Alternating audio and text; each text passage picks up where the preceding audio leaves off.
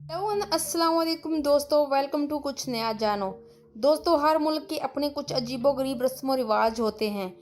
कई बार ये रस्म व रिवाज काफ़ी हद तक ख़तरनाक भी होते हैं और गवर्नमेंट की तरफ से पाबंदी लगने के बावजूद कुछ लोग उन रस्म व रिवाज की पैरवी करने से नहीं हटते। आज हम इंडिया में होने वाले अजीबोगरीब और तकलीफ दह रस्म व रिवाज का जिक्र करेंगे।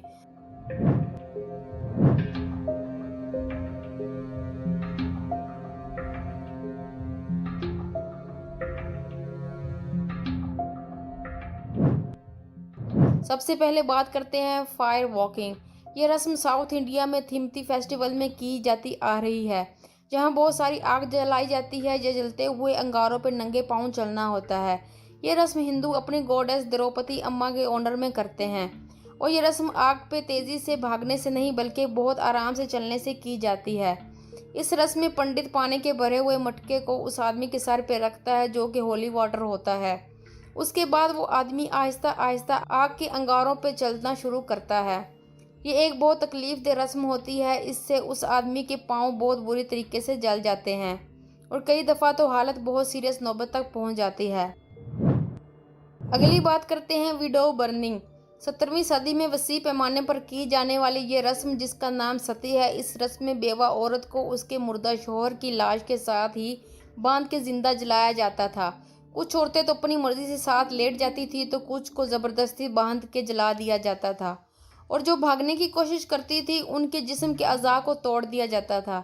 ये बाज़ औक़ात उन्हें जलते हुए जनाजे के चारों तरफ बांध के लाठियों से पीछे धकेल दिया जाता था। अगरचा इस पर 1859 में ब्रिटिश कॉलोनियल गवर्नमेंट ने पाबंदी लगा दी थी, फिर भी हिंदुस्तान के कुछ हिस्सों में इस पर अमल किया गया। मौजूदा हुकूमत के तहत इस पर अभी भी पाबंदी आयद है, लेकिन अभी भी कुछ ऐसे सख्त दिल बेगुनाह औरतों को मरने पर मजबूर करते हैं।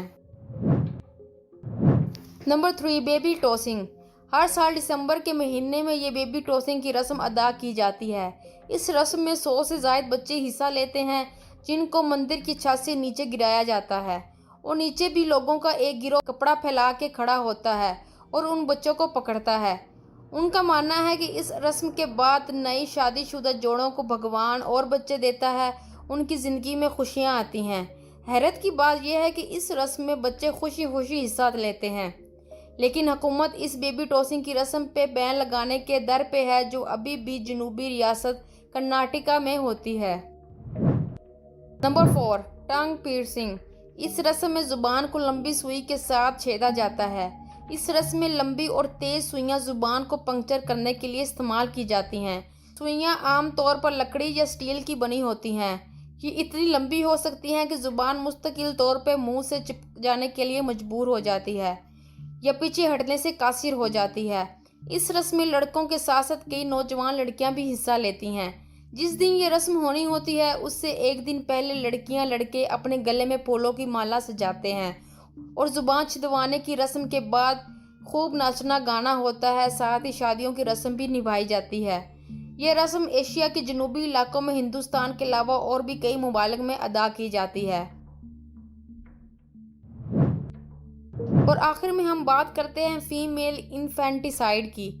ये माशरती बुराई न सिर्फ हिंदुस्तान में मौजूद है बल्कि दुनिया के बहुत से दूसरे हिस्सों में भी है, जिनकी आबादी मर्द बच्चों को ख़वातीन बच्चों के मुकाबले में ज़्यादा मतलूब समझी जाती है। मर्दों की तादाद ज़्यादा करने के लिए बच्चियों को पैदा होते ही जिंदा दरगोर कर दिया जाता है या दरिया में फेंक दिया जाता है या नाजायज़ बच्चियों की पैदाइश पे उनको शर्मिंदगी के बायस हलाक कर दिया जाता है।